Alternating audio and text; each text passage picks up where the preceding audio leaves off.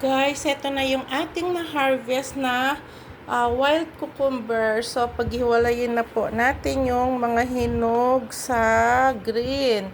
Super dami. Buti na lang po ni Posco ito at nag-research din po ako na yun nga, na nalaman ko na yung pangalan niya ay wild cucumber.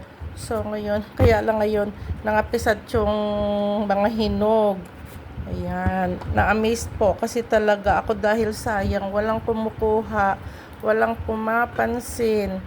Ngayon, dahil confirm na pwede na siyang kainin, ayun, nag-harvest na po ako. Ang lalaki po kasi, oh, ayan, yung mga hinog, ang ganda po, tignan, oh, fresh na fresh po siya talaga. Ayun, nakita ko rin po na may kumain nito, sinausaw po niya sa suka. So, mamaya, imumukbang pala natin ito. Ayun. Ilalagay ko po siya sa aking malaking kasirola. Ita-transfer ko siya. Pero super duper. Naku, napisat na yung mga hinog. Nangapisat yung hinog. Ayun.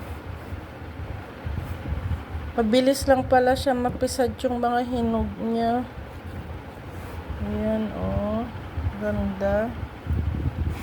Kadami po kasi talaga dyan sa labasan namin. Tapos walang pumapansin. Nanginayang po ako. Kaya sabi ko, nakakain kaya ito. Hindi na ako makatiis. Kaya yun nga po, vinidyo ko at saka ni-post ko.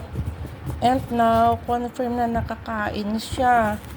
Baka ito nga po yung nakikita natin sa yung try nyo na magtingin ng mga pickles sa mga grocery po na maliliit siya na ganito na cucumber. Baka ito na nga po yung siguro mga wild cucumber nga po yun. So, search ko nga din kung paano gumawa ng wild cucumber pickles. Ayun. Para itry po natin. So, dami talaga. Ayan, pinagpala na naman tayo dahil may na-discover tayong fruits na pwede pala siyang kainin. Kala mo strawberry siya, oh, very red. Ayun, napisat na nga po siya. Super dami, papuno na yung aking kasirola. Madami pa din po siya dito, ayan. Kasi kanina sa excitement ko, ayun, pinrost ko na pati yung ayun, nangapisat na siya. Ayan, di bale, ayusin ko na lang, ayun. Ayan na po siya, tapos ito yung mga red. Konti na lang yung red na niya ngayon kasi po naglaglagan na kasi lahat sila sa lupa. Laglag doon sa damuhan. Ayun. Pero super thankful pa din talaga ako kasi hindi pa siya huli para masira lahat at walang pumapansin. Kasi natatakot din kahit sino na hindi naman po nila kabisado kung nakakain po talaga ba ito o hindi. Ako na lang yung naglakas loob kaya nag-search ako at saka pinost ko. At yun naman po, may kasagutan naman akong nakuha. Kaya ayan, madami pa din siya dito. Meron po yung twin pa, oh. Tignan nyo, oh.